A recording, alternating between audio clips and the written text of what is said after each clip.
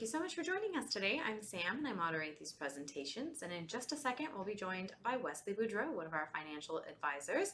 Wesley is going to be covering a great checklist we have for you regarding your taxes for 2025. He'll also go over just a couple questions. I apologize in advance. He will not have time today to answer all the questions, but he'll answer just a couple. And what he cannot answer live, I'll make sure one of our financial advisors can answer with you either through phone or email after the presentation has ended. Before he comes on, I would like to just quickly remind you, we are not affiliated nor endorsed whatsoever by any specific company. We are a completely independent group of financial advisors here, so please keep that in mind as you're listening along. And lastly, while Wesley's speaking to you, you will see some links popping up above his head there. And you can click directly on those links. They'll guide you to various resources, one of which will simply be a link to follow us on YouTube, follow us on LinkedIn. We post tons of retirement related content weekly, and we really think you get some value out of it if you considered giving us a follow. You can also book a free complimentary 15-minute appointment with one of our advisors to speak to them directly or get started or updated on your retirement planning. And with all of that out of the way, let's kick it over to Wesley Boudreau. All right. Thank you very much for that introduction, Samantha. And like she said today, we're going to be talking about taxes. We're going to go over some high level items that a lot of people need to be aware of when it comes time for filing taxes and just to be aware of throughout the course of the year and planning accordingly for your taxes and withholding and things of that nature. Obviously, there's a lot to go over. We're not going to go through all of it. We'll talk high level here. We'll cover some different items like deductions and credits. We'll get into that first. We'll talk about investment and saving strategies to look at when it comes to saving and taxation. We'll also look at income and taxation strategies. We're not going to get into a lot of detail here, but we've got other webinars and that go more into the retirement distribution phase. But there's some items to be aware of here as well. And then ultimately, really to kind of make sure you have a plan. We'll talk a little bit about what a cash flow analysis from us can provide you and how we kind of utilize that to manage not just the investment strategies, but also the taxes you're looking at. So again, the retirement group, we've been working with employees of Fortune 500 companies for about 30 plus years, helping them transition into retirement. And taxation is definitely something we focus on a lot here as well. As far as getting into the deductions and credits to be aware of, and to kind of go through some, if we do recall, the original Trump tax cuts actually did a couple things. They simplified taxes in some forms for us, which was good or bad for some of you, depending upon what your situation is. But it increased that standard deduction quite a bit, and it's been updated with inflation for the last 7 or 8 years or so. But what it also did was it put a cap or a limit on your property and state and local taxes, those SALT taxes that you hear about. That cap is 10,000 for a married couple, 5,000 for somebody who's single. So if you, let's say, live in California or New York where you've got high income taxes, maybe you are taxed at maybe you spend $15,000 in taxes there, but you're capped at a $10,000 deduction. Could be you're in a higher, even Texas, for instance. There's no income tax, but there's high property taxes. You might have a decent house, and you might have $12,000 of property tax. Only 10,000 is going to go towards that. You factor in if you were looking at deducting state and local taxes too, your sales tax, you're going to be capped there in some of these different items. So be aware of that. But again, you'll see in a moment when we go through the standard deduction is pretty high now. Mortgage interest. This is something that had a limit put on as well. The limit was based upon the interest, not the interest, but the size of the loan. So it was limited to $750,000 loans after December 2017, and for those that were prior to December 2017, it was up to $1 million. Medical expenses is something else that hopefully we're not having to worry about, but God forbid we do have some situations where we get into needing some medical care and having high costs associated with that. We can actually deduct if it's over 7.5% of what our adjusted gross income is. So again, something to be aware of if you had to go through a procedure or something like that and had some out-of-pocket expenses. Keep that in mind when you go through and file those taxes and look in that as well. Digging into the tax brackets, kind of where are they now and what do they look like? I'll zoom in here in a moment because even without my glasses, that looks pretty blurry. But you've got your standard tax brackets at 10, 12, 22%, 24%. Then you got 35, 37% on here. If we kind of zoom in here, excuse me, 32, 35, 37. But if you look at some of these, the one I'd kind of draw attention to is we look at maybe the married filing joint in that middle column, or I guess, yeah, middle column, if you would. At that 12%, you see that caps out at $96,950. Then you jump up 10% from that 12% to that 22% tax bracket. Now, right now, the standard deduction for a married couple is actually up to $30,000. So you take that and add that to the 96,000. That means that you're at 12% or less for income that's under $126,000. Once you go above that, let's say you made $130,000, then that extra 4 grand or so is going to be taxed at the 22% tax bracket. So this is important because we deal with a lot of individuals that are retired and they may be living well within their means, and so maybe they're only spending $100,000. That means we've got another $26,000 or so that they could potentially pay taxes on at 12%, which I'd argue is a pretty low tax bracket, and get that converted over to a Roth IRA, so they get that growing tax free. So again, a basic strategy to kind of look at and be aware of. But this also comes into play whenever you're looking at what your withholdings are. What type of 401k contributions am I going to do, a pre-tax or a post-tax or a Roth contribution? So we go through all those different items with you while you're still working or while you're retired as well. But definitely that 12%, that 22% is the big jump. There's definitely some tax strategies to look at there. And then the higher you get, obviously, those strategies are still available, but the bang for your buck, if you would, kind of diminishes a little bit. And we also have to be careful about getting into some other tax on top of that, which we go on one-on-one basis. As far as some different credits, if you're still younger or you're caring for kids or had kids later in life, there's also the child-related credits you have. You got the basic child tax credit up to $2,000 per kid. I've got quite a few kids, so I take advantage of this in some cases. There's also the child and dependent care. So they cover up, or you can deduct up to 35% of your cost there, up to $3,000 per child. So again, if you're sending them to daycare or something of that nature, or maybe even having paying an in-law or somebody to watch them, that could possibly work as well. And then if you've been having trouble and you're looking at adopting, then there's some favorable tax treatments there as well to help you with those costs, up to about a $16,800 expense credit for adoption expenses there. So again, something to look forward to if you are looking to adopt instead. Also, if you are looking at being more energy efficient, the credits have kind of jumped around over the years. They're not quite as good as they used to be, but they are still there. So if you're looking at a solar tax credit, you can get up to 30% of installation costs, whether it be that you're doing just simple solar hot water heaters, or you're doing a full solar house on your roof or something like that. Also, if you're looking at an electric vehicle, if you've got one or you got your eye on one, there's still some potential tax deductions there, anywhere from 4,000 to 7,500, depending upon what your income limits are, what the different cost of the car is, and things of that nature. Obviously, if you're going in shopping, they're going to tell you the details about these tax credits because it's definitely a selling point to them, where it overall can reduce the cost when you're comparing a battery powered vehicle versus gas powered vehicle. So again, keep those in mind if you've done that this year. As far as retirement contributions, so for those of you that are still working and having earned income and you're making contributions to your accounts, whether it be the 401k or an IRA, if you're making them on a pre-tax basis, that's where you get to take that deduction. So, for example, let's say somebody makes $100,000 a year and they contribute 10% to their 401k on a pre-tax basis. What would happen is that $10,000 goes in there and it comes off your adjusted gross income. So, as far as the IRS is concerned, you only made $90,000. So, you're saving on that $10,000. You're not paying taxes on it. But eventually, once that grows over time, when you take that in the earnings out, you're paying tax at whatever your tax bracket is there.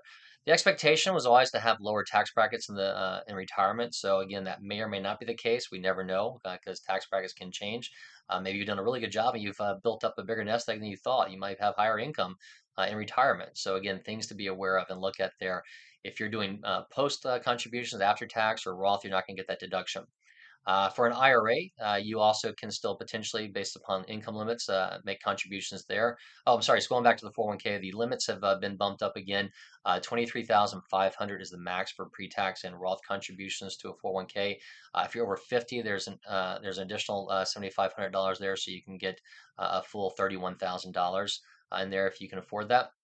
And then for the IRA, you're looking at $7,000, and if you're over 50, $1,000 catch up, so up to $8,000, again, based upon income limits, you can potentially put in there as well and get that tax deduction on that side as well. Now, as far as Health savings accounts is another vehicle that, like a 401k, where you're able to save pre-tax, but it's going to be not for retirement. It's going to be built in for healthcare costs. So whether you're using that for out-of-pocket expenses or co-pays, or you let that build and grow, and once you retire, using it for additional medical costs. Those are going to be excuse me, pre-tax and tax-free distributions if you're using them for qualified expenses. And depending upon if you're single or a family, that's going to be $4,300 if you're under 50, plus another 1,000 over 50, or 8550 if you're a family. So again, over 50, then you're looking at that 9550 that you could put in there per year on that pre-tax basis. Let that go towards either current medical expenses, or again, let it defer and build and go to future medical expenses as well. Now, as far as, let's kind of transition into, okay, I'm actually taking money out. Maybe now I'm retired and I'm trying to figure out, how are these taxes going to affect me whenever I start taking Social Security? So we've all been putting money in, or excuse me, paying into Social Security based upon FICA taxes while we were working. Now you're not going to have FICA tax anymore because you don't have earned income if you're taking withdrawals, and you're living off of Social Security and made withdrawals from your 401k. What's going to happen is you are going to potentially have to pay taxes on that Social Security. That's all going to depend upon how much income you have, including Social Security, on a single or a married basis. And there's different levels of, either you could get away with no taxes whatsoever on Social Security, or 50% of that Social Security could be taxed and count towards your income, or 85% of it can count towards your income. Again, glasses aside, let me zoom in here so you guys can see this a little bit better. So somebody who's single, if you're making under $25,000, no taxes on it. 25 to 34, it's going to be 50% of it's taxed. Over 34,000, 85% of your Social Security is taxed. For a couple under 32, it's tax free. 32 to 44, it's 50% of it's taxable. And then over 44, you're looking at 85% of it taxable. So let's say that you've got a couple that, go back to that situation I said before. Maybe they're taking out, or spending $100,000 a year. That's obviously over $44,000. So what's going to happen is, maybe 30 grand of that's their Social Security. So only 85% of that $30,000 is going to be taxable, or count towards their tax calculations when it comes time to file. And you also got to figure out that in some cases states are different where they tax this, or maybe don't tax it as well. So we go through all that when we run a plan, if you're thinking about retiring in different state than what you're currently living in. As far as pension income taxes, now this can be viewed just like you take withdrawal from an IRA or a 401k. This is really going to be pre-tax money, so it's going to be taxed eventually. Now, if you're taking a pension lump sum, there's some things to kind of be aware of that. If you take that lump sum directly to yourself, which we rarely see, unless it's a small old plan that somebody's taking, or maybe somebody made a mistake before calling us. That's going to be taxed when you take that out, and that's going to be at your ordinary income. And if you happen to be under 59 and a half, it could potentially have an additional 10% penalty on there as well.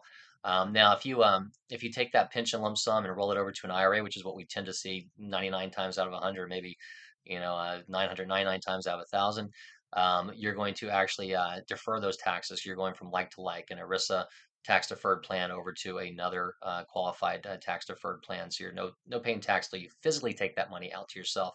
And at that point, it's going to depend upon your age and some other options, whether you're paying just taxes or a 10% penalty as well. So as far as the traditional IRA and the 401k, when you take those withdrawals out of there, the withdrawals from both those, assuming it's coming from your pre-tax money and not any after-tax or wealth portions, you're paying taxes on that at your ordinary income tax bracket. So again, like I said before, we tend to save in our 401ks because we think we're in a higher tax bracket now than what we're going to be in retirement. So fast forward and you're retired and you're taking withdrawals, hopefully you're at a lower tax bracket than your expectations were. Obviously, I think we said before in that example, 12% I would argue is pretty favorable. So you want to max that out if you can. If you're above that, 22 is still not bad compared to historical tax brackets. But if we fast forward 10, 15, 20 years, there's no telling where tax brackets could be. So it's important to kind of manage this early on in retirement as well, and focus on Roth conversions and things like that. Now, again, like I said, if you're under 59 and a half, it could also have a 10% penalty on there. There are some different exceptions, like first-time home purchases, medical issues, secondary education, things like that. But the two big ones that we tend to see are the age 55 rule and 72T, which is substantial and equal periodic payments. These are two rules under the 72 IRS 72T code. But what's going to happen is I'll tell you first, like I said, we work with a lot of individuals from Fortune 500 companies, help them retire. One of the biggest things I'll tell you to put your kind of radar out there is that, let's say if you're 56, 57, 58, and you're retiring from a firm and you got an advisor telling you, hey, roll everything over to an IRA, we can help you manage it, they're likely possibly thinking about themselves and not you. So what happens with age 55 is if you retire from the company that you work for at age 55 or later, or really just the year you turn 55. So you could literally retire in January as long as you turn 55 by December. Um, and what happens is you can take withdrawals from that 401k based upon the plan restrictions, how often they let you withdraw, and things like that. You can take withdrawals without that 10% penalty. Versus if you had talked to that advisor, rolled over to an IRA, and you take a withdrawal, you're going to pay a 10% penalty unless you set up a 72T, which we'll talk about in just a moment. So we tend to like people keeping money in that 401k, even if we think it's better for us to manage it. But if they're taking withdrawals, we think it's easier and more flexible for taxes to avoid that 10% penalty in there. So again, give us a call. We can dig into this for you in detail. Now, if you do happen to have it in the IRA already, or you retired at 53 and you can't take advantage of age 55, 72T allows you to stretch out your payments and agree to a payment structure to yourself based upon IRS codes and IRS interest rates. And good news is they used to be low, but they bumped these rates with interest rates coming up, so you don't have to. It doesn't take as much of an account to get a higher dollar amount. But what happens is you have to agree to take out the same exact amount for the next 5 years or until you turn 59 and a half, whichever's longer. So if you're 57, you're gonna have to do that for 5 more years. If you're 53, you'll have to do it for 6.5 years. And again, that's not something that we dictate. Again, it's based upon what the IRS code set. And if you make any mistakes on there, they can come back and retroactively penalize you. So again, be very careful about this.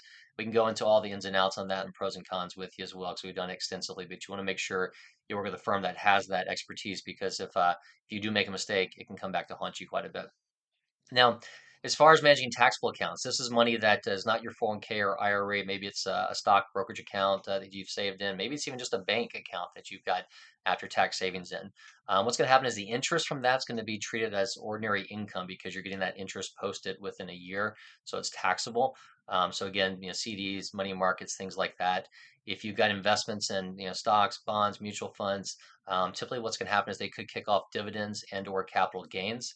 And if those capital gains are realized within 1 year time frame, that's called a short-term capital gain, and it's going to be taxed at ordinary income brackets. If it's long-term capital gains been held for over a year, it's going to be taxed as long-term capital gains, which could be either 0%, 15%, or 20%, depending upon your tax bracket. But if we go back to that tax bracket page, it's all going to add up where those are going to be lower than your ordinary income tax bracket. So that's the benefit there of holding that. Depending upon your actual tax bracket, that delta, if you were to the difference between those, is a little bit different. But across the board, you're going to have tax savings there.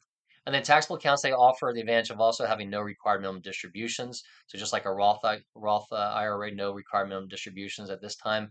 If you save there, or you pull out money and build up some savings, that's going to reduce your potential RMDs in the future at 73 or 75, depending upon your specific age.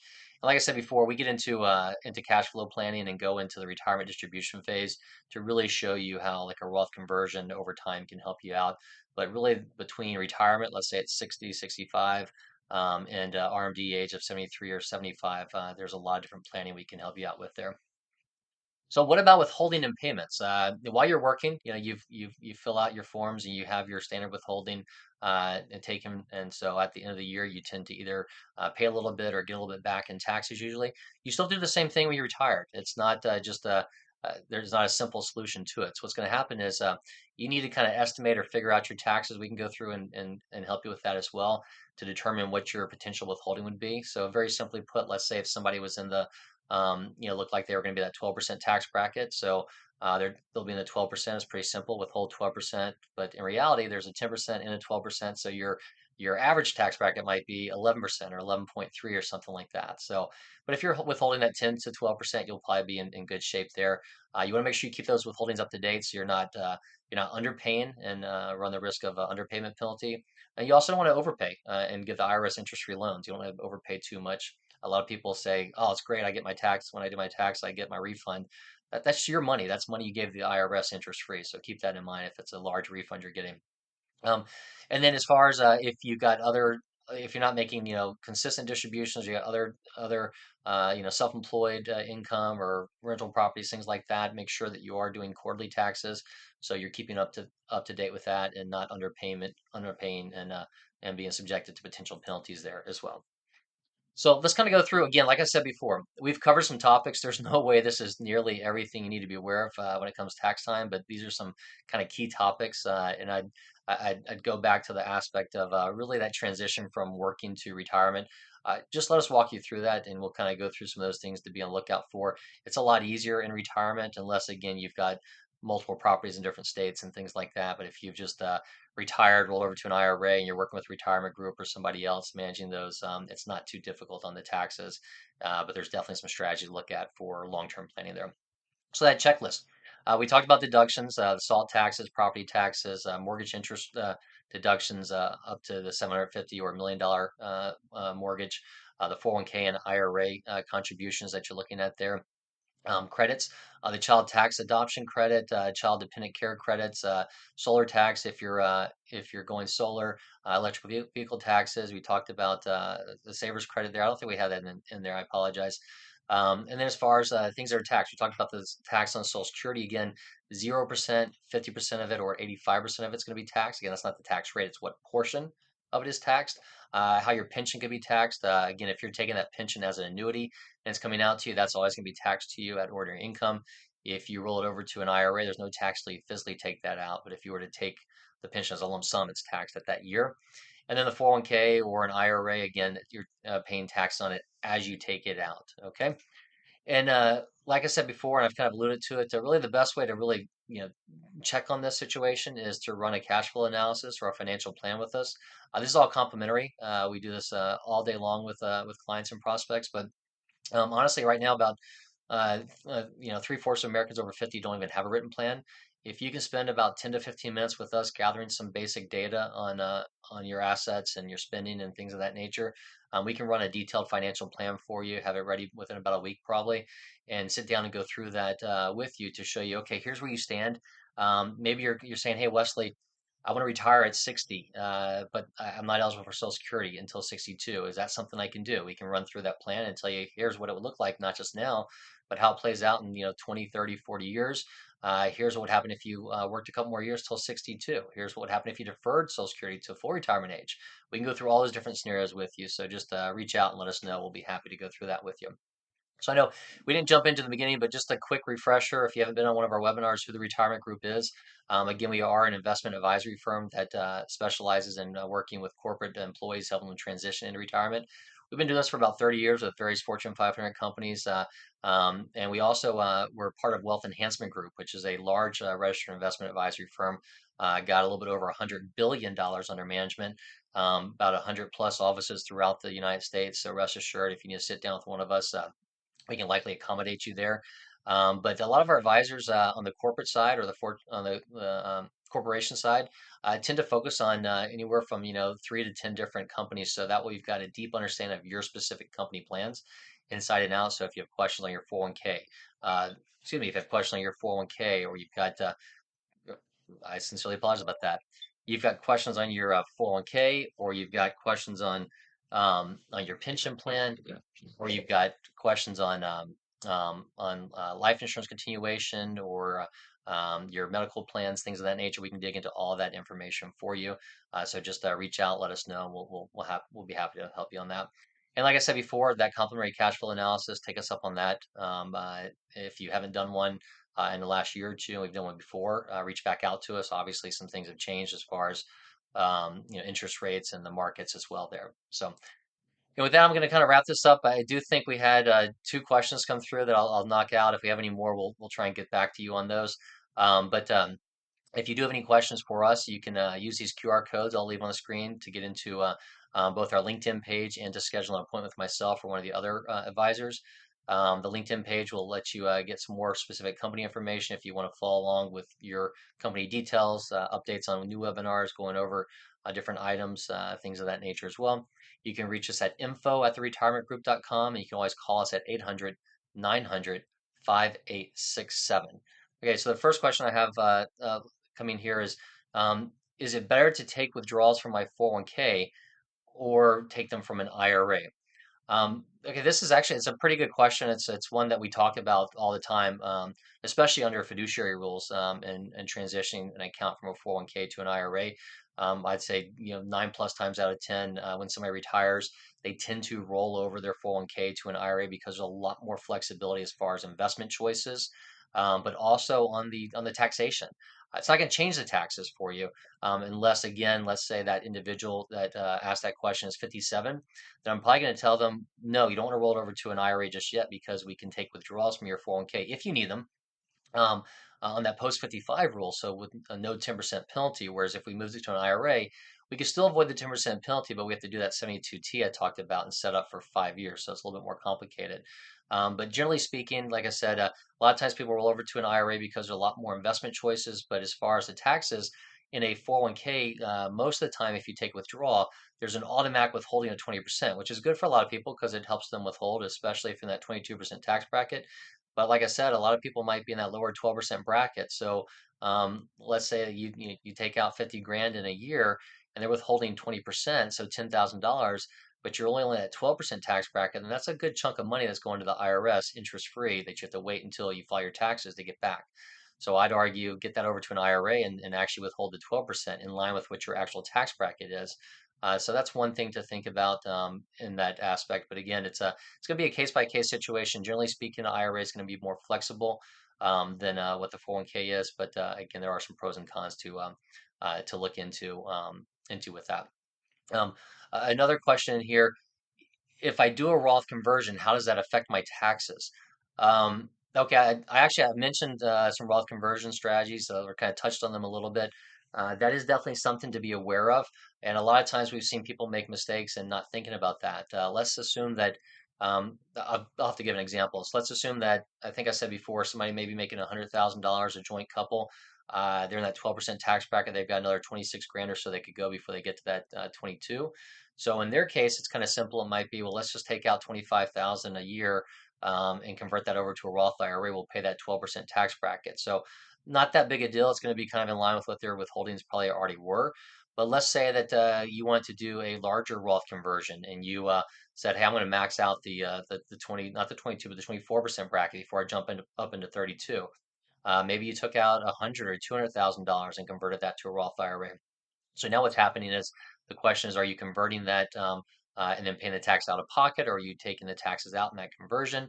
And all that kind of dictates what that break-even analysis is going to be as far as how long it takes to recoup those taxes. Because yes, it's a great thing to convert, let's say $200,000, because what's going to happen is that's going to get out of your required RMD in the future, and that's going to start growing tax-free for yourself and your beneficiaries.